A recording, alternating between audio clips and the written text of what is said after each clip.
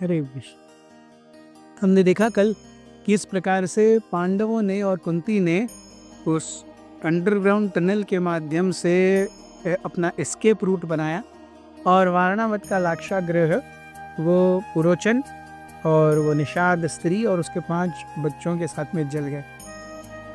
ये खबर धृतराष्ट्र तक पहुंचाएगी। दुर्योधन और धृतराष्ट्र ने बहुत रोने का नाटक किया।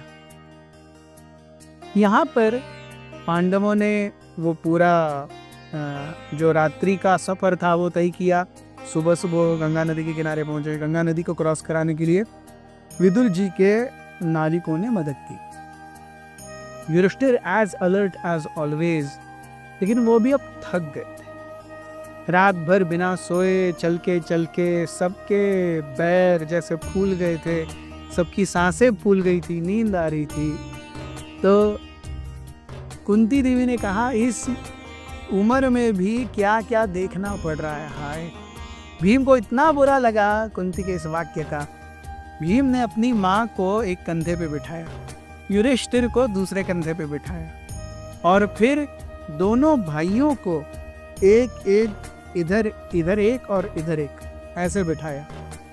यस, और अपने हाथों में भी किसी को लेकर के वो जंप करते करते चले गए। सो कुंती इधर है, युधिष्ठिर इधर है और फिर अर्जुन है, नकुल है, सहदेव हैं। कोई यहाँ पर है ऐसे पकड़े हुए और किसको यहाँ पर रखा हुआ है। और भीम स्टार्टेड जंपिंग और भीम की शक्ति इतनी थी, बड़े बड़े पेड़ जैसे एकदम धूली के कण बन जा रहे हों। राक राक राक राक ऐसे आवाज से बड़े बड़े पेड़ पूरी तरह चकनाचूर हो रहे थे। उनके फल और पत्तियां पूरी तरह से नष्ट हो रहे थे। घने जंगल में भीम ऐसे भाग रहे थे रास्ता बनाते हुए, जैसे कोई मदमस्त हाथी अपनी इच्छा से, जिसको लगा अरे ये बड़ा पेड़ है इसको उखाड़ो, ये बड़ा पेड़ है इसको उखाड़ो। हाथी क्या करते हैं, जानबूझ करके, कुछ नहीं हो रहा है, बस ऐसे ही खुजली होती है ना, हम आजकल की भाषा में कहते हैं खुजली हो रही है। तो वैसे हाथी कई बार उनको सूंड में खुजली होती है और उसके कारण वो पेड़ को उखाड़ देते हैं। वैसे भीम उखाड़ नहीं रहे, अपने पैरों के वजन से सबको दबा रहे हैं। जाते जा रहे। From morning to evening Bhima kept on jumping and the forest didn't seem to end. इतना घनघोर जंगल हो गया। अब पेड़ भी बहुत बड़े हो गए, इतने बड़े कि भीम के भी हाइट से बहुत ऊपर। अब भीम अंदर से जंप किए जा रहे हैं, लेकिन जैसे रात्रि आने लगी वैसे अंधेरा आ गया। कुंती ने भीम से कहा मुझे बहुत प्यास लगी है, यहीं पे कहीं पे एक जल स्रोत की आवाज आ रही है, क्या मुझे कुछ पानी मिलेगा? भीम को फिर से अपनी माँ का ये वाक्य उन्हें बहुत चुभे। उन्होंने अपनी माँ को और बाकी पांडवों को नीचे रखा और वो कहने लगे मैया मैं देख करके आता हूँ, आप सब यहीं रुकिए। युधिष्ठिर की आज्ञा पा करके भीम जब गए देखने के लिए पानी का स्रोत, पानी के घड़े भर भर के पानी लेकर के आए। और जब तक आए तब तक उन्होंने देखा कि कुंती थके हारे होने के कारण कुंती और पांडव सब सो गए। इनको सोते हुए देख करके भीम को बहुत बुरा लगा। अरे इस उम्र में भी मेरी माँ को क्या क्या कष्ट झेलना पड़ रहा है।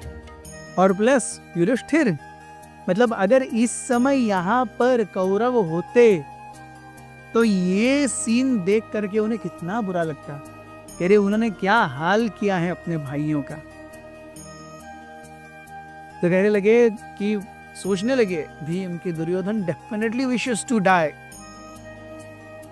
Sorry not wishes, deserves to die, और ये मेरे भाई हैं, इनके कारण वो अब तक जिंदा है। तो ऐसा कह करके वो सोच रहे थे, तभी जंगल में अंदर एक बहुत महाकाय बलशाली राक्षस रहता था जिसका नाम था हिडिंबा, और उसकी एक बहन थी जिसका नाम था हिडिंबा। हिडिंबा को मनुष्य मांस की खुशबू आने लगी। वो अपनी बहन हिडिंबा से जाकर के कहता देखो अच्छे फीस्ट का गंध मिल रहा है, मनुष्य मांस है, चलो खाते हैं। हिडिंबा और हिडिंबा ये ऐसे ही जंगल से जाने वाले व्यक्तियों को, जानवरों को खा करके अपना पेट भरते थे। तो उसने कहा हिडिंबा ने, जाओ और देखो कौन है, तब तक मैं आता हूँ सब ठीक ठाक करके। तो हिडिंबा पहले आई। हिडिंबा ने जैसे ही भीम को देखा, उनके मन में कामुक इच्छाएं जाग गई। उन्होंने सोचा देखो अगर हम भीम को मार डालेंगे, ऑफ कोर्स उन्होंने भीम को बहुत हल्के में लिया था, तो अगर हम भीम को मार डालेंगे तो उसका मांस खा करके कितना 10-15 मिनट का मजा मिलेगा, लेकिन अगर मैं भीम के साथ शादी कर लूंगी तो मुझे डेफिनेटली बहुत लंबे समय तक आनंद मिलेगा। ऐसा सोच करके हिडिंबा ने अपना रूप चेंज कर लिया।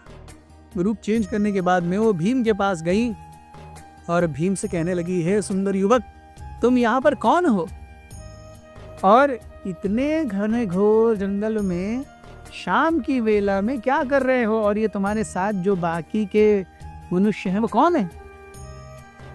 तो भीम ने क्या उत्तर दिया और इसके बाद में ये एपिसोड कैसे आगे बढ़ा ये हम देखेंगे कल। बहुत बहुत धन्यवाद।